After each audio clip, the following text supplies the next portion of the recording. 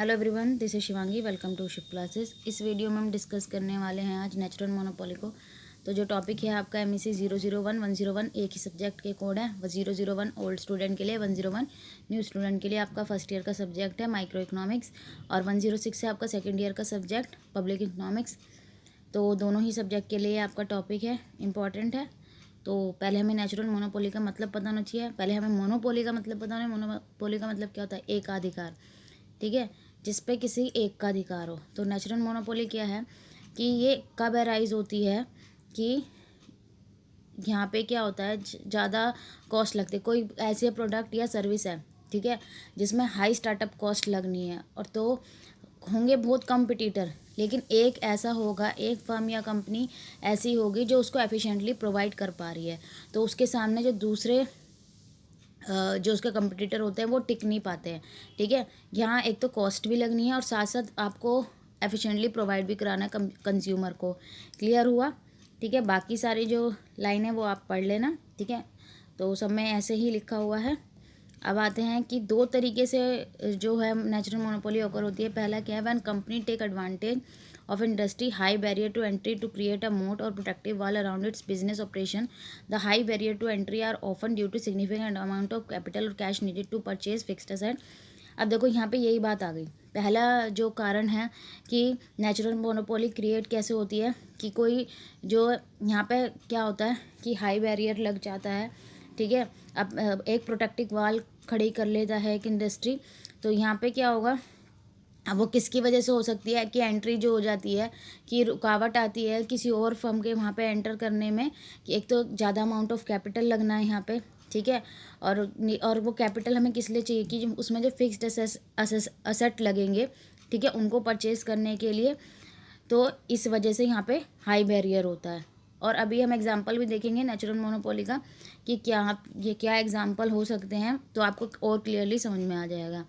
The second is where producing at large scale is so much more efficient than small scale production that a single larger producer sufficiently to satisfy all available market demand because their costs are higher. Small scale producer can simply never compete with the larger lower cost producer. अब देखो, अभी हमने starting में ही पढ़ा है कि इसमें जो लागत लगती है, कॉस्ट लगती है, वो ज़्यादा लगती है।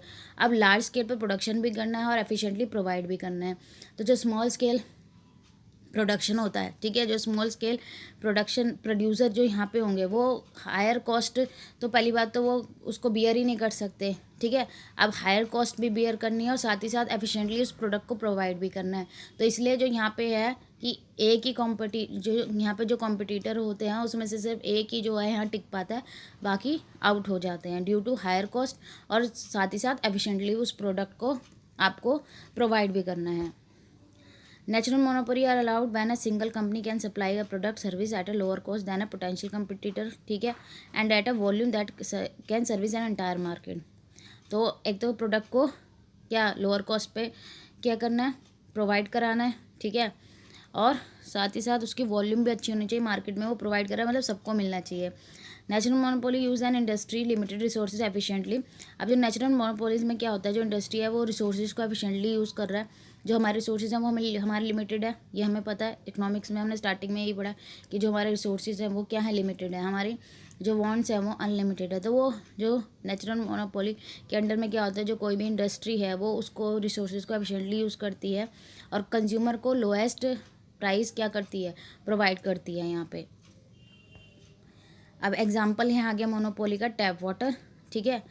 It make a sense to have just one company providing a network of water pipe and sewer because there are very high capital cost. जाहिर सी बात है कि कोई भी कंपनी, ठीक है, जो टैप वाटर हमें उपलब्ध, अब हमारे घरों में सबके घर में पानी आता है, ठीक है, उसके लिए बड़ा नेटवर्क होता है वाटर पाइप का, ठीक है, और जो सीवर हैं उसका भी, जिसमें काफ़ी कैपिटल लगती है, बहुत सारी पूंजी लगती है, क्योंकि काफ़ी सारा क्या होता है, कनेक्शन होता है। एक घर तो नहीं है, काफ़ी घरों में कनेक्शन दिया जाता है। अब जब दो डिफरेंट कंपनी यहाँ वाटर ऑफर करेगी तो यहाँ पे कोई सेंस नहीं बनेगा, कितनी पाइपलाइन खींची जाएंगी, सब डबल डबल पाइपलाइन तो खींची नहीं जाएगी सबके घर में, ठीक है। तो इसी कारण की वजह से यहाँ पे क्या कौन सी क्रिएट होगी, यहाँ नेचुरल मोनोपोली क्रिएट होगा, ठीक है। डुप्लीकेट पाइपलाइंस तो नहीं क्या होगी, सारी जगह लगाई जाएगी, तो जो एफिशिएंटली प्रोवाइड कर पाएगा, ठीक है। एक तो कंज्यूमर के लिए प्राइस ऐसा होना चाहिए कि वो उसको अफोर्ड कर सके, साथ ही साथ वो जो सर्विस या प्रोडक्ट जो भी प्रोवाइड कर रहा है वो क्या होना चाहिए, एफिशिएंटली होना चाहिए, सबको प्रॉपर तरीके से मिलना चाहिए। आई होप आपको नेचुरल मोनोपोली का टॉपिक क्लियर हो गया होगा। अगर वीडियो अच्छी लगी हो तो like it, share it and subscribe my channel. Thank you.